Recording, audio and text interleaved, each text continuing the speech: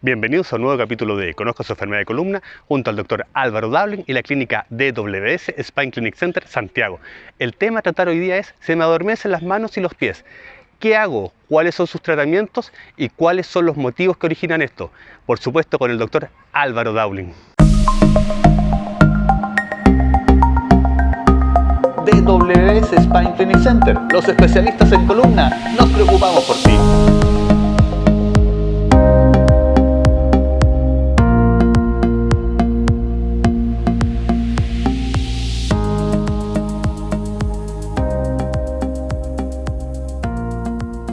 Muy buenas noches, en diciembre, esperando la Navidad, vamos a comenzar a hablar de un tema que siempre me preguntan mucho en la consulta, que son: se me duermen las manos, se me duermen los pies. ¿Por qué se me duermen las manos? ¿Por qué se me duermen los pies? ¿Tendrá relación eso con la columna? ¿Me tendré que operar este adormecimiento? Bueno, efectivamente es muy importante que ustedes entiendan que sí tiene que ver con los nervios o con toda la parte periférica que sale de la columna. Puede producir algún grado de adormecimiento o entumecimiento, también dicen algunas personas.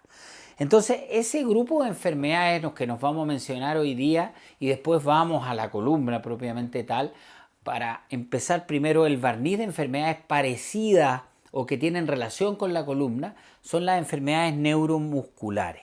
Las enfermedades neuromusculares son enfermedades que tienen que ver con causas que se producen, o enfermedades que se producen por diferentes causas, mejor dicho, en la salida de los nervios para afuera. Por ejemplo, si tenemos una columna lumbar, ustedes van a darse cuenta que viene el tronco o la médula que está terminando en L1 y empiezan a salir los nervios hacia afuera.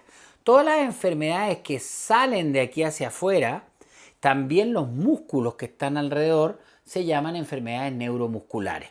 Entonces, de las causas que tenemos que pueden producir adormecimiento, entumecimiento, tenemos, por ejemplo, como ven acá, una miastenia gravis.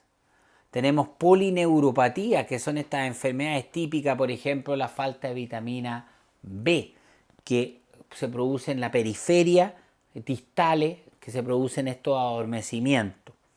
También las miopatías, enfermedades musculares. También parálisis aislada de los nervios. Acá está, o parece, que estamos los túneles del carpo, las enfermedades de atrapamiento del nervio cubital, problemas del opérculo torácico.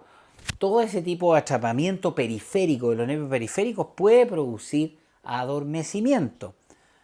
Y lo que vamos a hablar después al final, que son las ciáticas o la cervicobraquialgia, que son directamente la compresión, que es lo que nos compete a nosotros los especialistas de columna, de las raíces nerviosas pegaditas a la médula o pegaditas o pegadas a la zona lumbar, al saco dural, que pueden producir esta ciática.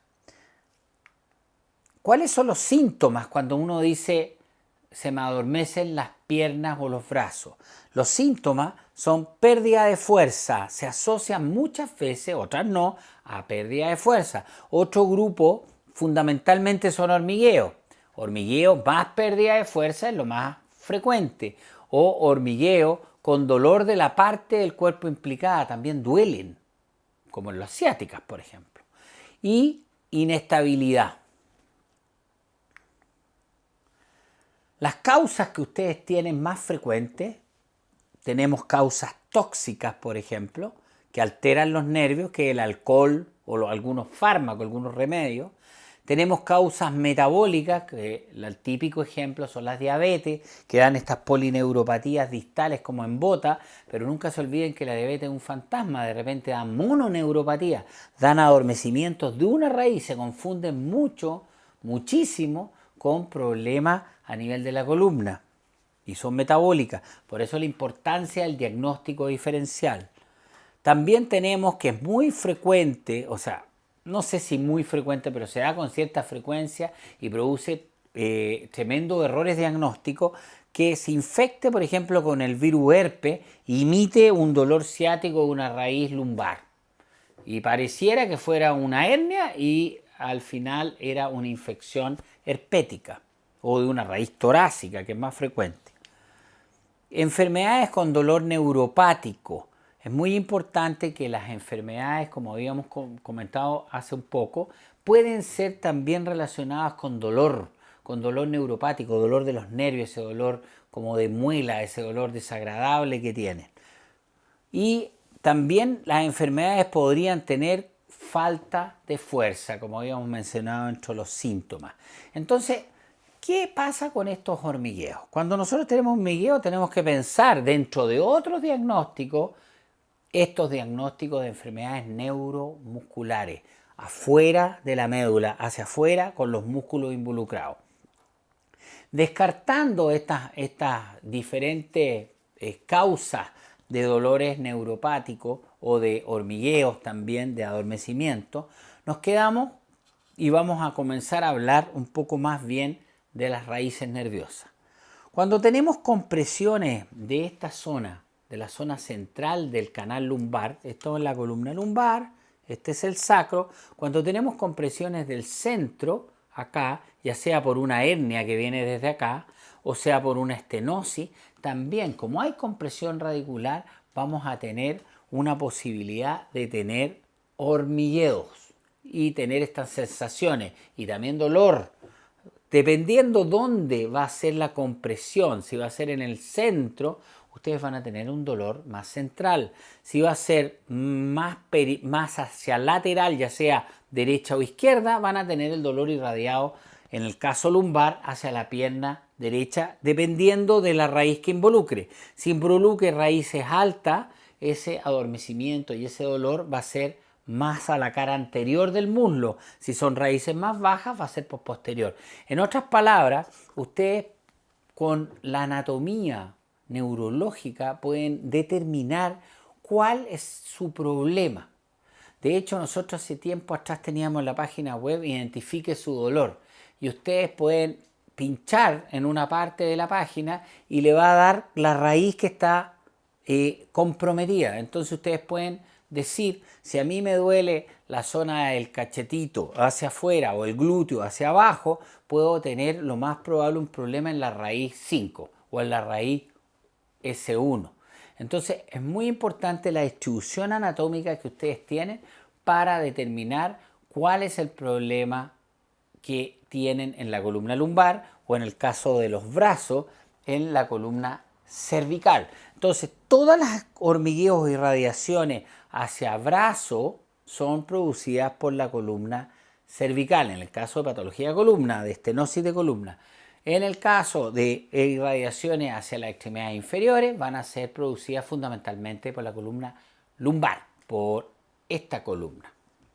La columna lumbar tiene 5 vértebras, la 1 hasta la 5, más el sacro que le llamamos S1. Entonces, cuando ustedes en la resonancia nuclear vean, tengo un problema en la primera sacra o en el E5, S1, como dicen, es justamente en el nivel comprometido entre 5 y 1.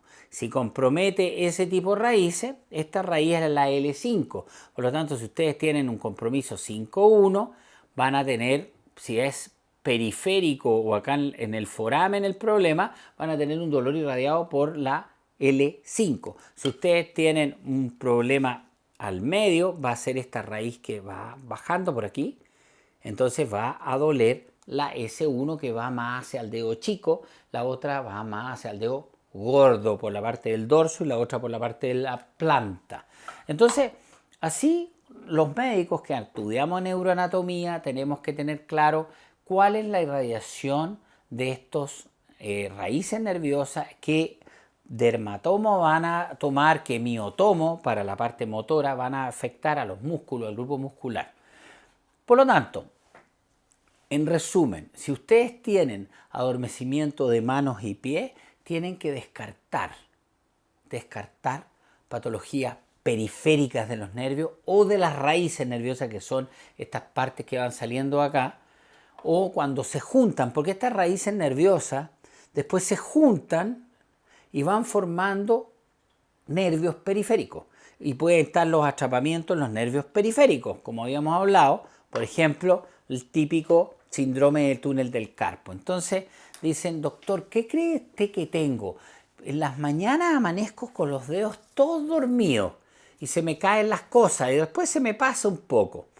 Y suele, cuando trabajo mucho, me empieza a quitar la fuerza y me empieza a doler hasta acá atrás. Eso es típico de un síndrome de túnel del carpo. Persona tejedora, muchos digitadores o que trabajan con algunas celulares mucho rato, pueden adquirir un síndrome del túnel del carpo. Y ese túnel del carpo es un atrapamiento periférico que da adormecimiento.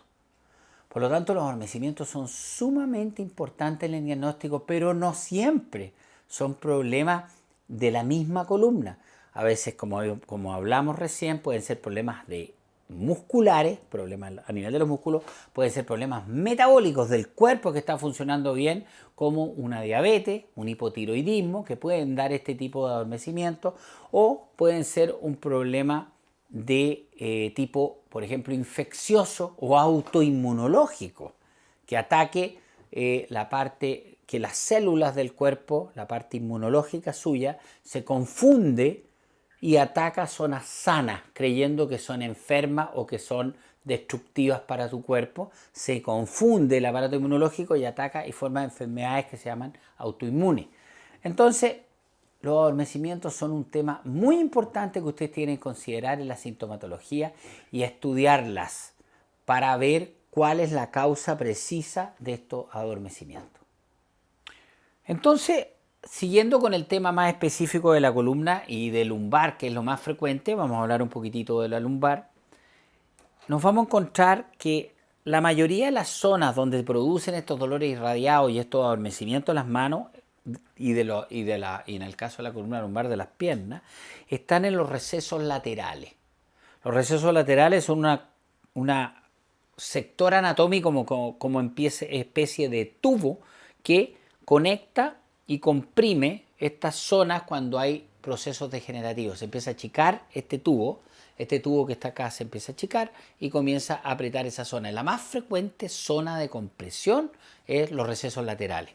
Entonces, nosotros vamos a ver acá que tenemos el receso lateral. Si miramos una vértebra, acá está en la redondela, esa es el tubo del saco dural. El receso lateral viene siendo esta zona de aquí, que como dice, hay dos lados de receso lateral, hay un derecho y hay un izquierdo. Acá tenemos un esquema del receso lateral. Ustedes ven acá cómo puede estar normal este receso lateral y cómo está alterado. Y esto comprime estas raíces amarillas, estos milímetros de alteración. También como aquí hay una articulación, puede que también se mueva. Y en esa zona donde va pasando la raíz, la va comprimiendo, va produciendo esos dolores y adormecimiento. Acá tenemos otro esquema más bien mayor, más bien de canal cervical o más alto, y va el nervio espinal saliendo de aquí y el receso lateral acá. Entonces tenemos que por mucho tiempo la cirugía de columna fue una cirugía invasiva y alrededor de los 80 empezaron a descubrirse estos doctores pioneros con estas televisiones que iban justamente a esos recesos laterales, esos foramen, a descomprimir esos nervios sin necesidad de abrir todo el cuerpo. Acá tenemos, por ejemplo, causas que pueden comprimir un receso lateral, por ejemplo, hernia extruida, estenosis de los forámenes. Acá tenemos una resonancia mostrando el estrechamiento que existe en el receso lateral.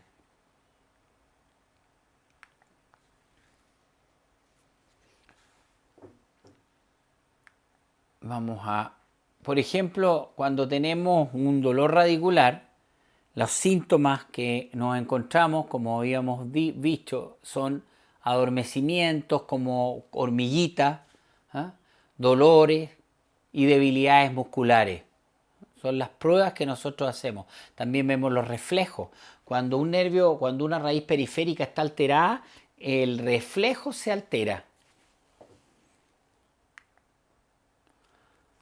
Entonces, teniendo el diagnóstico claro, dónde exactamente está la compresión y dónde está la raíz que produce el dolor, y que eso se manifieste en una tomografía y en una resonancia, se planifica la descompresión para quitar ese dolor y adormecimiento. Entonces, siempre parten uno con terapias conservadoras.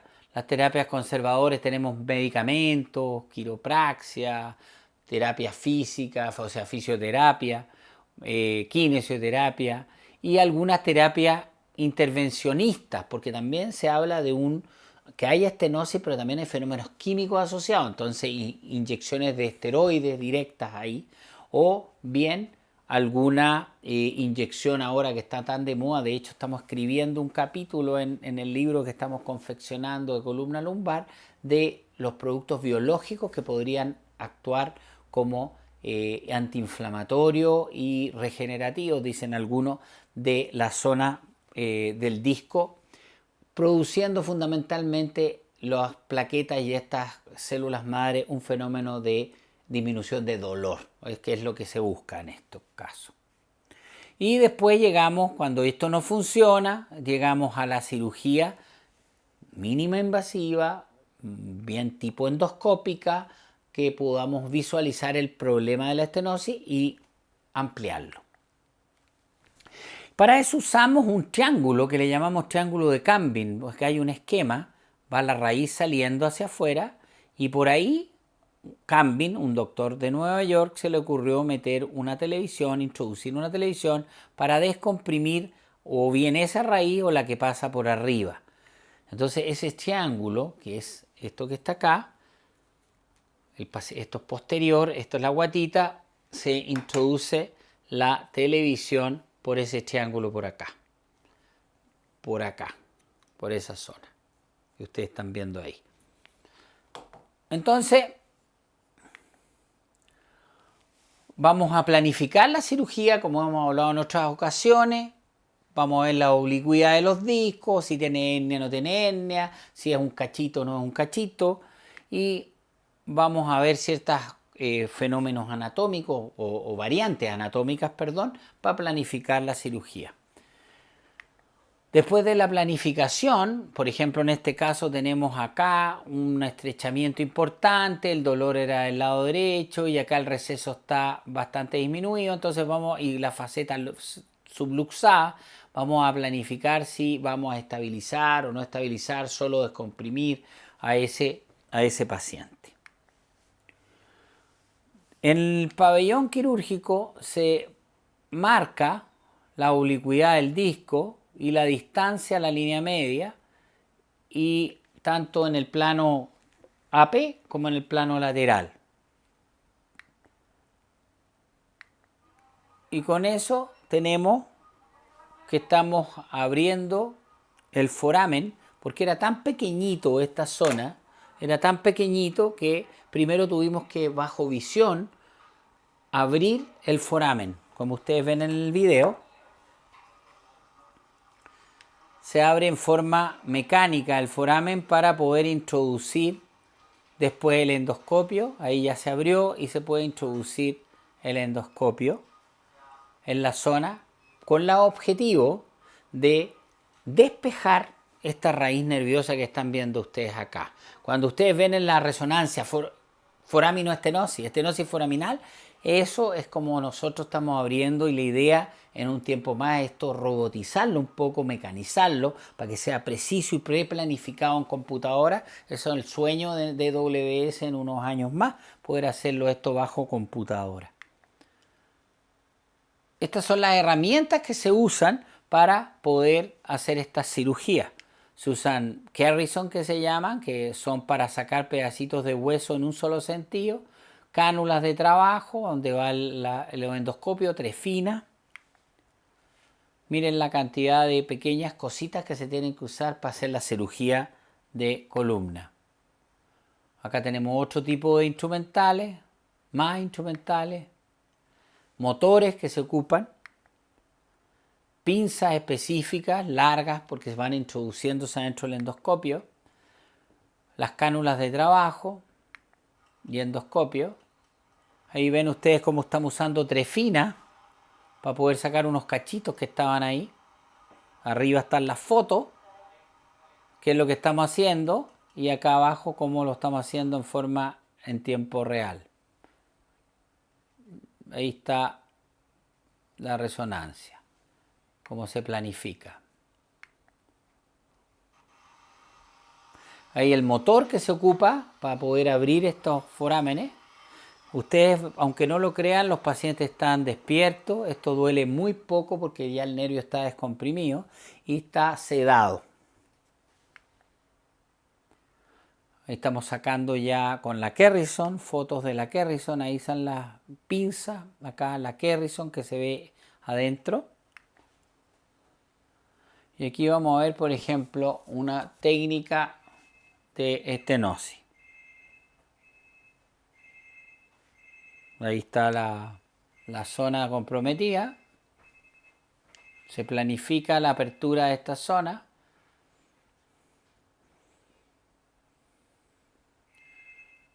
El triángulo de Campbell ahí.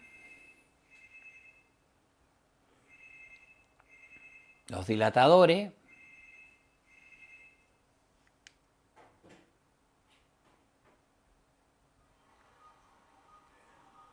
Lo que habíamos mostrado un poco abriendo. Ahí estamos metiendo la broca que descomprime y comienza la cirugía propiamente tal.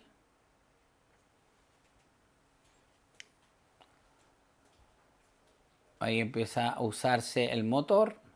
Van a ver el uso del motor. Ahí está la foto.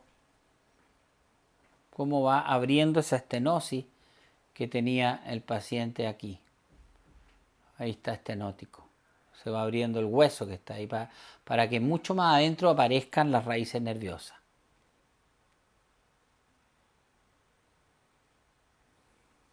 La idea es despejar esta raíz que está comprometida.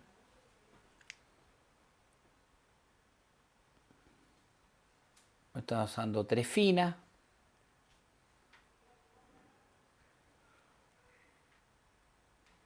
Para sacar los cachitos que están comprometiendo las raíces.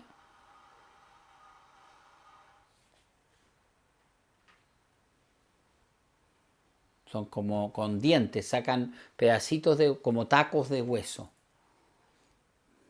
Sacan los osteofitos que a veces están molestando las raíces nerviosas. Ahí ya está más descomprimido. Se empieza a ver el hoyito que está acá. Las raíces están por detrás.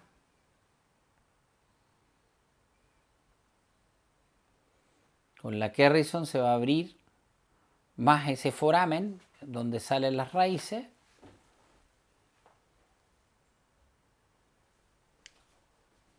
Esto es la articulación de arriba que habíamos mostrado. Y ya empieza a aparecer el latido de la raíz nerviosa atrás. Y ahí ustedes ven descomprimido completo y latiendo las raíces sueltas que estaban completamente apretadas, como vieron al principio que hubo que usar motor, Kerrison para llegar a esto que latan y se descompriman y se oxigenen al fin para dejar de doler, porque esos adormecimientos que estamos hablando eran producto de estas raíces que estaban completamente comprimidas y por eso le dolía tanto la pierna al paciente. Entonces con eso yo creo que queda bastante claro lo que son las compresiones a nivel lumbar. Lo mismo pasa cervical, se hace el mismo tipo de cirugía, se descomprimen para descomprimir las raíces nerviosas. Si está comprimido al centro, en el caso cervical puede provocar mielopatía, que son ya patologías muy graves, que hay que tener cirugía en forma precoz antes de formar secuelas para toda la vida. Con eso yo creo que damos un buen barniz de lo que son los adormecimientos. Ya doctor, entonces vamos a dar inicio a nuestra sección de preguntas y respuestas. Es importante que sepan todos quienes nos siguen a través de las redes sociales que todas las preguntas son respondidas de manera interna por nuestro equipo médico y solamente algunas que resumen el general de las preguntas son las que sacamos al aire. Vamos, doctor, con la primera, que viene de parte de Carmen Laura Arrey. Nos dice: hola, tengo protrusión en L4 y L5, me molesta demasiado. El doctor me dio medicamento, Celebra y Medrol en altas dosis, más 20 terapias con kinesiólogo. La verdad, la mejoría fue poca. No sé a quién ver ahora, el dolor se me irradia hasta la pierna. Espero su ayuda, por favor. Claro, cuando las protrusiones se irradian en una pierna o no responden a los tratamientos conservadores bien fundamentados y que efectivamente el origen de su dolor sea ese y no sea otro, acuérdese que hay que hacer siempre un diagnóstico diferencial. Si esa protrusión es muy sintomática, muchas veces es una hernia que se está moviendo. En el caso de pacientes como usted que no funcionan con el tratamiento conservador, los tratamientos que normalmente se están usando en diferentes partes del mundo es pasar ese paciente, introducir en el disco presión, hacer una discometría, que es poner presión para ver si produce dolor o imita el dolor que usted tiene. Si esa discometría es positiva, se puede introducir una televisión y descomprimir esta hernia que puede estar moviéndose. Hay casos que se están documentando cada vez con más frecuencia de protrusiones discales que siguen doliendo con la pierna, que después de meses y meses o años de tratamiento siguen molestando y causando mala calidad de vida con un índice de Oswestry o de F36 muy malo. Se hacen estas pruebas para ver por qué tanto dolor, siempre que la parte psicológica del paciente sea estable. Y si coincide todo, se puede hacer esta prueba, y que en muchos casos, al poner contraste adentro del disco e inflarlo, se imita y se dibuja una protrusión más grande de la que parecía en la resonancia nuclear magnética, porque estaba acostada, y que efectivamente comprime un poco la raíz, produciendo el dolor irradiado. Y en esos casos se podría hacer una anuloplastía, una nucleoplastía o resección de un pedacito de hernia, que es la que se está moviendo, que cuando la resonancia está acostado da un aspecto más de protrusión. Así que eso sería la respuesta. Podría usted pasar a la otra fase de tratamiento en el caso de ser necesario, pero hay que evaluar, porque muchas veces ni siquiera son las protrusiones discales y nos llegan a nosotros pacientes con diagnóstico de protrusiones discales que son las causas del dolor, y son otras las causas. Vamos a continuación con la pregunta que nos envía Augusto Regalado.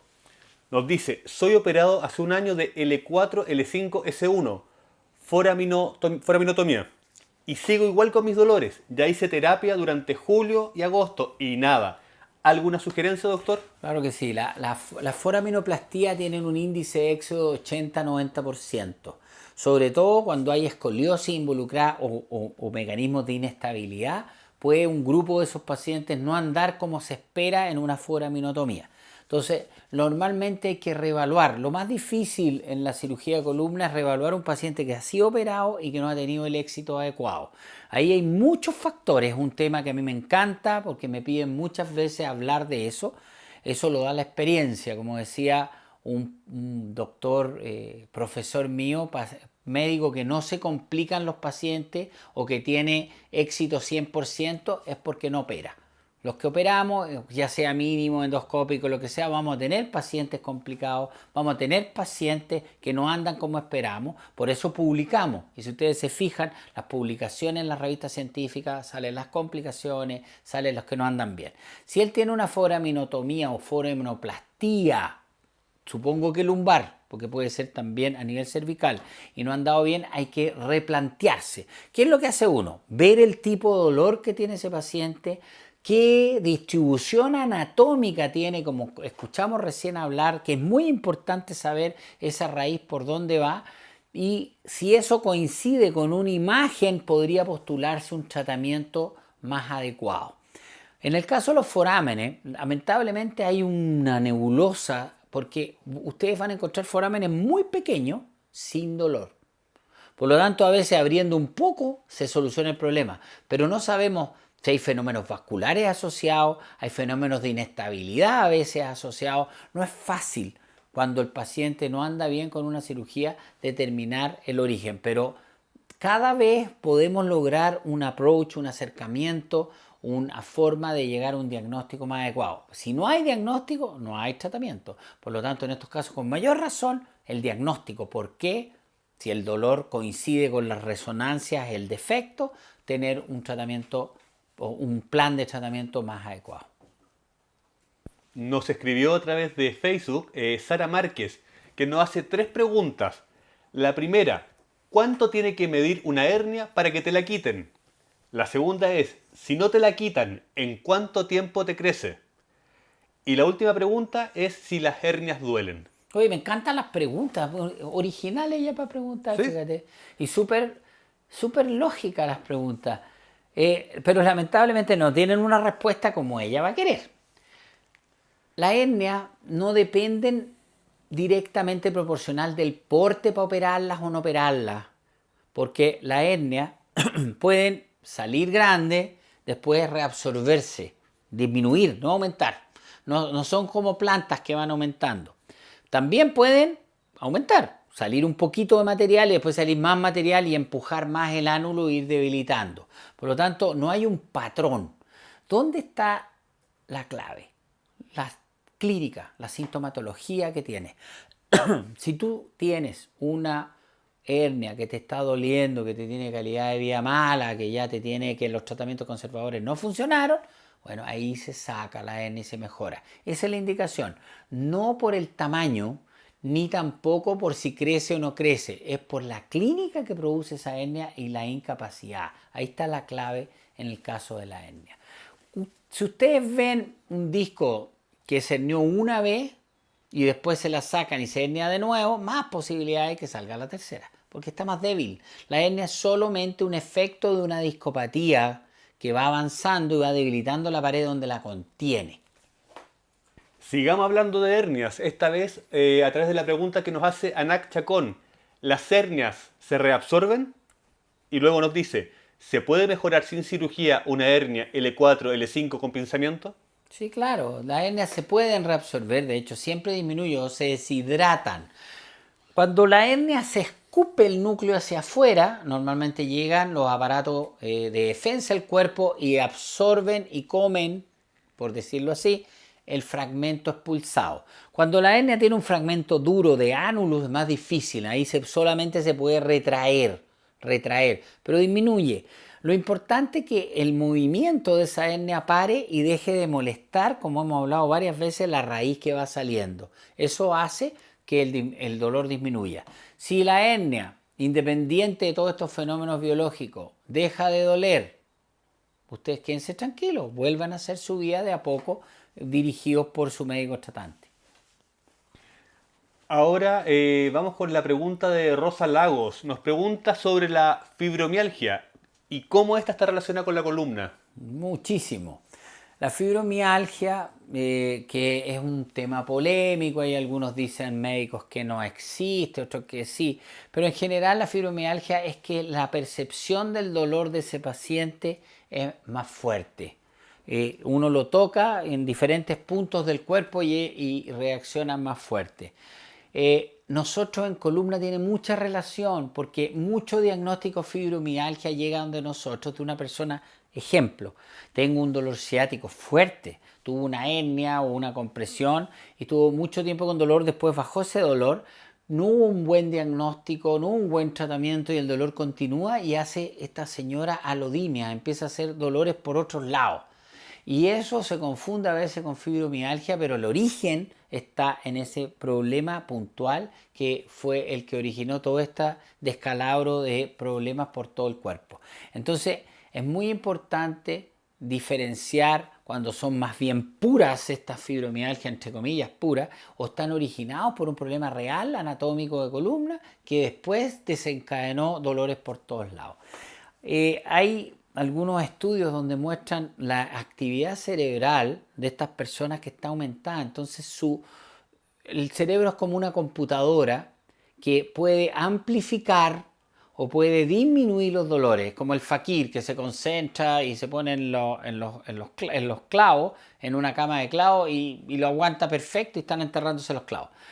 Eso es el otro extremo. la persona que está más sensible a un dolor que a lo mejor para el vecino es un dolor tolerable, manejable, para esa persona se hace insoportable. Por eso, cuando hablamos de dolor, hablamos de una zona también relacionada con las percepciones de ese dolor. Entonces sí, muy importante la fibromialgia y sí se relaciona mucho con la columna. Ahora nos escribió Sol Silva y nos pregunta qué es el asentamiento de columna y si una persona de 68 se puede operar. Los riesgos en relación a eso, doctor. El asentamiento de columna, la palabra asentamiento no la tengo clara, que especifique un poco más a qué se refiere. ¿Ah? Ok, doctor. Y vamos con Ana que nos dice, soy operada de hernia discal L5-C1 por vía de mínima invasión hace 3 años. Tengo 27. Mi pregunta es, ¿cuánto dura en promedio que reaparezca esa hernia? Bueno, no, puede no reaparecer nunca, puede aparecer en otro lado.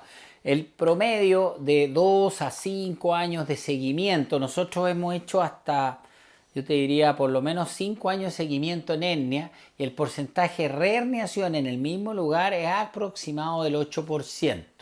O sea, tú tienes un 90% de posibilidad de que no te salga nunca más la hernia, por lo menos por un harto año. Después, como no se pueden seguir los pacientes 10, 20 años, o hay muy pocos estudios con esa cantidad de seguimiento, probablemente ese porcentaje aumenta. Pero tienes una buena chance de que por lo menos por años no te salga de nuevo la hernia en ese lugar. Y doctor, con esta pregunta vamos a finalizar el capítulo de hoy. Recuerden suscribirse a nuestro canal de YouTube y darle me gusta a nuestro Facebook para que le lleguen todas las invitaciones a nuestros eventos. Si ustedes se suscriben, van a poder ver también los videos que ya hemos ido subiendo a través de los meses. Visiten nuestra página web que es dwscliniccenter.cl, donde además de Facebook también nos pueden contactar por ahí. Al momento de ingresar a la página se despliega un formulario, lo llenan lógicamente y nos ponemos en contacto con ustedes. Muchas gracias por acompañarnos y será hasta el próximo capítulo de Conozca su enfermedad de columna. Muchas gracias por la audiencia que hemos tenido constante y también darles un montón de felicidades para esta Navidad y que tengan muchas felicidades a pesar de todo lo que está pasando en el mundo, pero nunca se olviden que todo es cíclico y las cosas parecen que están muy mal y si uno estudia el pasado puede predecir el futuro y en la historia de la humanidad han habido cosas tanto o más graves de las que estamos viviendo y nuevamente el ser humano cicla y tiene periodos muchísimo mejores. Así que yo confío un poco en esta teoría de sabiendo el pasado, uno predice el futuro, así que muchas felicidades y lo más probable es que en los próximos años las cosas vayan progresivamente mejorando porque el ser humano no va a permitir que las cosas vayan por un mal camino por mucho tiempo, empieza a reaccionar de a poco y empieza a mejorar las situaciones de las sociedades. Chao. Chao, chao.